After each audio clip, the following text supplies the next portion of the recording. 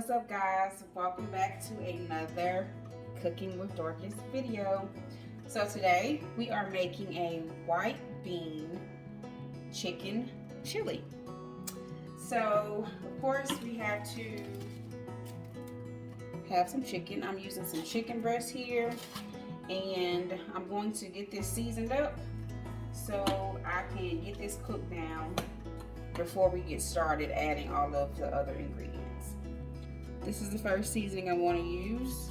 I talk about this all the time when I am cooking. I'm going to just season the chicken. This is the next one, Himalayan pink salt with black pepper and garlic. And then I'm going to go in with some garlic and herb and black pepper. I just got a little bit left, so use the remaining bit of that.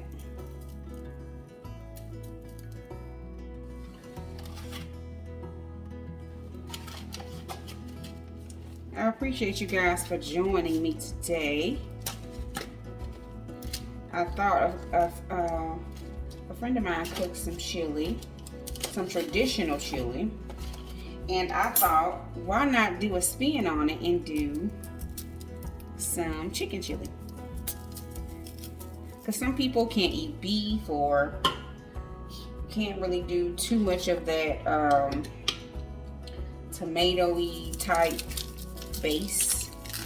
So I know most people are a fan of chicken, so why not try our hand at a chicken chili? Now, of course, you know I'm a huge fan of one pot dishes. You can't go wrong with a one pot dish at all. And a quick one where you kind of like throwing everything in one pot. I love it. So the next thing is going to be, I have my pot warming up, my Dutch oven here, one of my favorite pots. I'm going to go in with some olive oil. Let me bring you a little closer so you can see what I'm doing. Okay, we're gonna go in with our olive oil.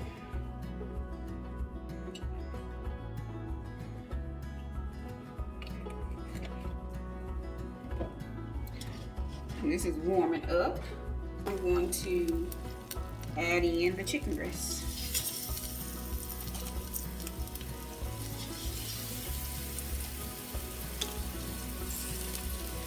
These chicken breast tenders are really small, so they don't take long at all to cook.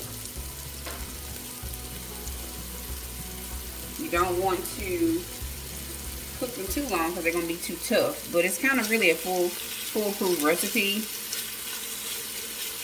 So if you were to overcook them a little bit, it won't be too bad because you're going to shred this chicken down anyway to go inside of your chili base. So we're going to let these cook on each side for about 3 minutes on each side. And we'll be right back. Okay, now I'm going to check my chicken to see if it's ready to be flipped over. Yes. It don't take long to cook these tenders at all.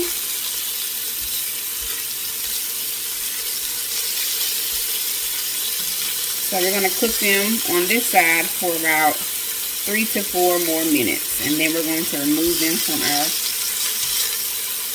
pan. So off camera, I added a little bit of butter to it. Just for a little bit of flavor. Butter makes everything better. You see how it has that brown on the bottom of the pan? That's just some good seasoning that we can just scrape up with our tongs. That's going to just add more flavor to the chili that we're about to make. Let me let you see the chicken. See how moist it is and tender.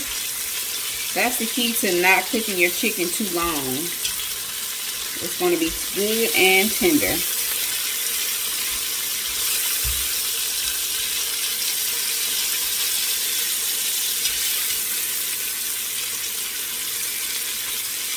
So that's about it, guys. I'm going to now take this chicken out and get ready to start adding in our other chili ingredients.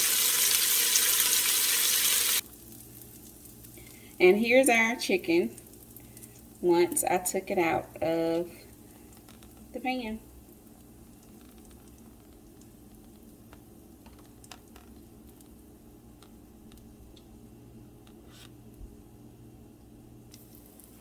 Okay, while our pan is still good and hot, I'm going to go in and add a vegetable melody. This is onion, peppers, and celery.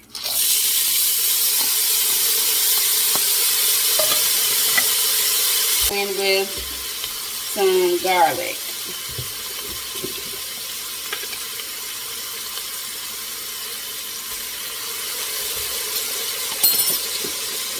At this point, chili is just one big melting pot of ingredients and flavor. So after sauteing those peppers and onions, we're going to go in with our other ingredients. So the base of this is going to be some chicken broth.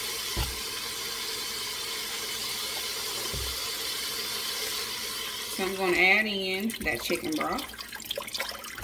Okay.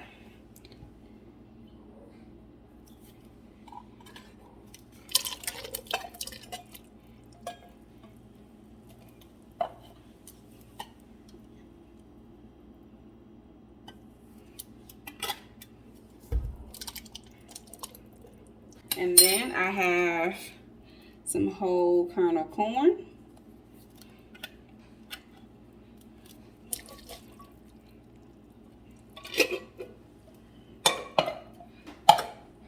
Next, I have 1 can of Rotel tomatoes. Do you all see how simple this recipe is? Literally just throwing things in the pot. Then I have 1 small can of diced green chilies. Dump that in there. Now it's time to stir. We want to get all of this combined and blend it together. So I'm going to let this melt together for a little bit and we'll be back. Okay guys, we are back. This is what our chili is looking like so far. You have those white kidney beans, those navy beans, the Rotel dip, corn, and diced green chilies. The flavors are blending together nicely. And now I'm going to show you the chicken that I have broken up and shredded down into pieces before I add in our next ingredient.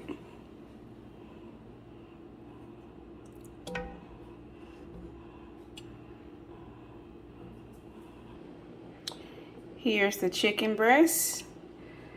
I took about 5 or 6 chicken tenders, seasoned it, grilled it, and shredded it in order to put it inside of our chili.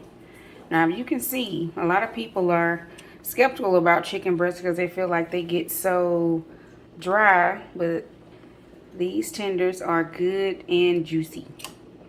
So we're going to add our next ingredient into our chili and then we'll be just about done, guys.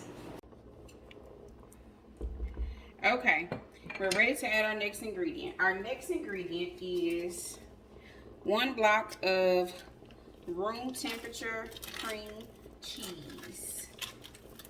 So this is going to give us a little creaminess, a little cheesiness, my word I made up, to our chili.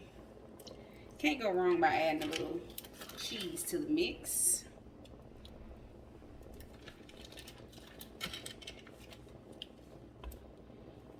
So we're going to get all of that scraped off and get that melted in Here's the chicken that we shredded.